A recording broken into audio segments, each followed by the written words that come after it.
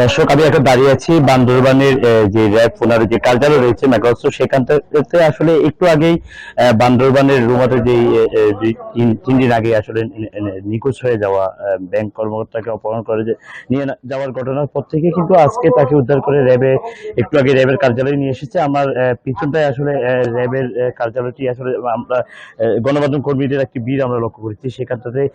যেহেতু দীর্ঘদিন পর দীর্ঘ প্রতীক্ষার পরে আসলে তাকে অপহরণ হয়ে যাওয়া ওখান থেকে উদ্ধার করা হয়েছে এবং উদ্ধার করে ইতিমধ্যে এই কার্যালয়ে আনা হয়েছে এবং সেখানটাতেই কিন্তু তাকে নিরাপদ একটি রুমে রাখা হয়েছে। আমরা আশা করছি কিছুক্ষণের মধ্যে বা হয়তো বা ব্রিফিং শুরু হতে পারে। তবে যে বিষয়টি জানিয়ে রাখতে হয়, এই এই ঘটনার কে কেন্দ্র করে কিন্তু বান্দরবানের রুমার ব্যাংক লুট হয়ে যাওয়া বা লুণ্ঠন হয়ে যাওয়া যে অস্ত্রগুলো রয়েছে সেগুলো কিন্তু এখন উদ্ধারে যৌথ বাহিনী, পুলিশ প্রশাসন তারা কাজ করছে। তবে এই অপহৃত অবস্থায় নেজামুদ্দিনকে যে অপহরণ হয়ে যাওয়ার পরে আজকে উদ্ধার হয়েছে, এটি নিয়ে কিন্তু মানুষের মধ্যে ব্যাপক উৎসাহ উদ্দীপনা যেমন কাজ করছে, পাশাপাশি মানুষের অনেকদিন ধরে কিন্তু আসলে তাকে নিখোঁজ হয়ে যাওয়া বা অপহরণ হয়ে যাওয়ার কারণে সঠিক অবস্থা জীবিত অবস্থায় ফিরে পাওয়াটাও কিন্তু আসলে পরিবারের পক্ষ থেকে কিন্তু অনেকটা দাবি ছিল। আমরা সকালেও কিন্তু তার স্ত্রীর সাথে কথা বলেছিলাম, তিনি আমাদেরকে জানিয়েছিল আসলে তিনি চেয়েছে তার স্বামীটি যাতে জীবিত অবস্থায় সুস্থ ভাবে আসলে তাদের কাছে ফিরে আসেন। ঠিক সেভাবে কিন্তু আইন শৃঙ্খলা বাহিনী তাকে আজকে উদ্ধার করেছে এবং উদ্ধার করার পরে কিন্তু র্যাবের এই কার্যালয়ে নিয়ে আসা হয়েছে। আমরা দেখেছি আসার সময় তাকে একটি কালো গাড়ি যুগে এখানে আনা হয়েছে, এখন বর্তমানে অবস্থান করছে। তবে কিছুক্ষণ পরে হয়তো ব্রিফিং হবে বা আগামীকাল সকালে হলে কিন্তু বিস্তারিত জানানো যাবে।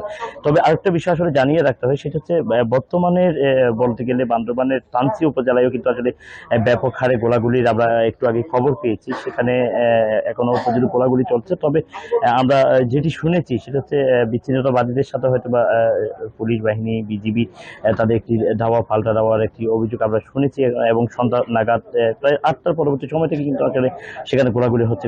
শব্দের মানুষ কিন্তু আতঙ্কিত। আমরা সাধারণ মানুষের সাথে কথা বলেছিলাম, তারা বলছে ব্রিজের এপারে এবং ওপারে গোলাগুলির কারণে কিন্তু তারা ঘর থেকে বের হতে পারছে না। সাধারণ মানুষই আসলে অনেকটা আতঙ্কের দিন যাপন করছে এবং বাজারের দোকানপাটগুলো কিন্তু আসলে এখন বন্ধ করা হয়েছে।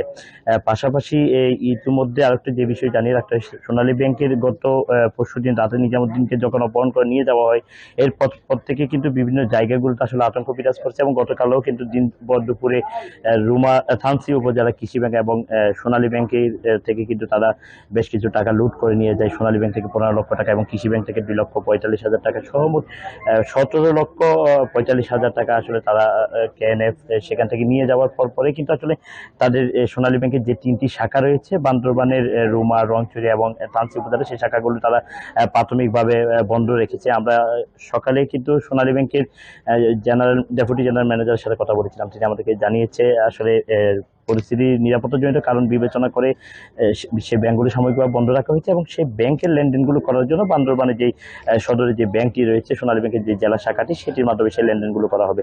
তবে আমরা সাধারণ মানুষের সাথে কথা বলে যেটি জেনেছি, আসলে বেশ কিছুদিন ধরে যেহেতু এই কেএনএফ এর উত্তেজনা বেড়েছে, এরপর থেকে আসলে ব্যাংকে হানা দেওয়ার কারণে কিন্তু তাদের অর্থনৈতিকভাবে তারা একটা মন্দ অবস্থায় পড়েছে। আসলে এটির কারণে কিন্তু আগামী সামনে রেখে পর্যটন, ব্যবসা বাণিজ্য সবগুলো নিয়ে কিন্তু একটা চমচম অবস্থা বিরাজ করছে। তো আসলে যেটি বলছিলাম, নেজামুদ্দিনকে কিন্তু আসলে এই একটু আগে যেহেতু আনা হয়েছে, এখন পিছনটা অনেকটা আসলে আমরা গণমাধ্যম কর্মীদের ভিডিও দেখেছি, আসলে র্যাবের কার্যালয়ে তাকে রাখা হয়েছে। তবে তার সাথে আমরা কথা বলার চেষ্টা করছি, কিন্তু এখনো পর্যন্ত কথা বলতে পারিনি, বিধে আসলে বলা যাচ্ছে না তার কি অবস্থা আছে। তবে আমরা গাড়িতে করে আসার সময় তার সহধর্মিনীকে পাশে বসে থাকতে দেখেছি এবং র্যাব কর্মকর্তারাও তাদের সাথে ছিল। তো সব মিলিয়ে কিন্তু আসলে ব্রিফিং হওয়ার পরে কিন্তু আসলে বলা যাবে এই নেজামুদ্দিনকে আসলে উদ্ধারের পরবর্তী এবং উদ্ধার হয়ে যাওয়ার পরে যে পরিস্থিতিগুলো রয়েছিল সেগুলো।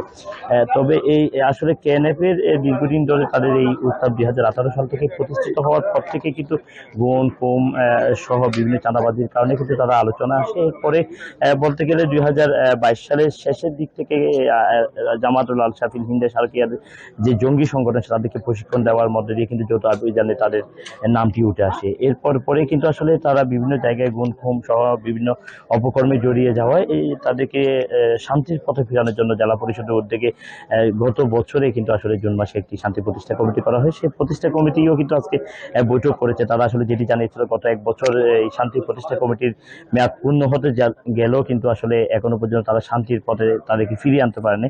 তবে তারা এই পর্যন্ত বেশ কয়েকটি ভার্চুয়াল মিটিং করার পরে গত বছরের নভেম্বর মাসে একটি প্রথম সশৈল বৈঠক হয় এবং এই বছরে গত মাসে এই ফেব্রুয়ারি 5 তারিখে কিন্তু মার্চের 5 তারিখে একটি বৈঠক হয়। সেই বৈঠকও কিন্তু আসলে সশরীরে বৈঠক হওয়ার পরে কিন্তু এই মাসে 22 তারিখে একটি বৈঠক হওয়ার মধ্যখানে যে তারিখ রয়েছে সেখান দিয়ে তারা যে ঘটনায় আসলে জড়িত হয়ে পড়েছে, এটি কিন্তু আসলে শান্তি প্রতিষ্ঠা কমিটির চেয়ারম্যান যিনি রয়েছে কেশওয়ালা, তিনিও আসলে আমাদেরকে এটির একটি তীব্র নিন্দাও জানিয়েছে। তিনি বলছে আসলে শান্তির পথে ফেরানোর জন্য তাদেরকে যে একটি কমিটি গঠন করা হয়েছে, সেখানে তাদেরকে শান্তিতে ফিরিয়ে না এনে বরং তারা অন্যায় কাজে তারা আসলে লিপ্ত হয়ে গেছেন। এটির কারণে কিন্তু আসলে যে ঘটনাটি অতীতে কখনো বান্দরবানে ঘটেনি, সেই ঘটনাটি তারা পুনরাবৃত্তি করেছে এবং তারা ঘটিয়েছে। এটির কারণে কিন্তু তাদের এই যে বিষয়টি হয়েছে, এলাকার মানুষের মধ্যে অনেকটা আসলে আতঙ্ক বিরাজ করছে এবং বিশেষ করে মানুষ টাকা পয়সা নিয়ে ঘর থেকে বের হওয়া বা বাজারে যাওয়াও কিন্তু আসলে মানুষের মধ্যে অনেকটা আতঙ্ক বিরাজ করছে।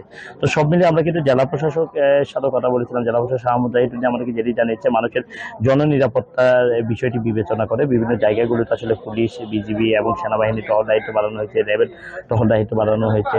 যেহেতু রুমাতে যে ঘটনাটি ঘটেছে সেখানটাও কিন্তু আসলে পুলিশ, বিজিবি পাশাপাশি এপিবিএনরাও তারা কাজ করছে আসলে মানুষের নিরাপত্তা জোরদারের বিষয়টি বিবেচনা করে। অন্যদিক দিয়ে আসলে এখন পর্যন্ত যে 3টি উপজেলা রয়েছে, সেখানে যেহেতু উপজেলাগুলোতে বান্দরবানের রুমা, রংছড়ি এবং কাঞ্চি উপজেলা কৃষি ব্যাংক এবং সোনালী ব্যাংক রয়েছে, সেই 2টি ব্যাংকেরই আসলে কার্যক্রম সাময়িকভাবে বন্ধ রাখা হয়েছে এবং জেলা সদরে সেই লেনদেনগুলো করার জন্য তারা অনুরোধ জানিয়েছে। তবে তারা আমাদেরকে সোনালী ব্যাংকের জিএম যিনি জানিয়েছে আসলে এই পরিস্থিতি স্বাভাবিক না হওয়া পর্যন্ত আসলে তারা সাময়িকভাবে এটি বন্ধ রাখবে এবং জনগণের সুবিধার কথা বিবেচনা করে এটি তারা এখানে আইন শৃঙ্খলা বাহিনীর নিরাপত্তা আরো জোরদারের বিষয়গুলো তারা আমাদেরকে জানাবে বলেছিল। তো হচ্ছে এখনো পর্যন্ত আসলে নেজামুদ্দিনের যেই ব্রিফিং হওয়া বা নেজামুদ্দিনকে উদ্ধারের বিষয় নিয়ে এখনো পর্যন্ত আমরা তাকে উদ্ধার করে এখানে আনা হয়েছে সেটি দেখেছি। উদ্ধারের পরবর্তী সময়ে আসলে যদি র্যাবের পক্ষ থেকে ব্রিফিং এ বলা হয় তাহলে সেক্ষেত্রে আমরা বিস্তারিত জানাতে পারবো। দর্শক, এই ছিল আমার কাছে নেজামুদ্দিনকে উদ্ধার করে নিয়ে আসার পরে বান্দরবানের র্যাব 15 কার্যালয় থেকে সর্বশেষ পরিস্থিতি।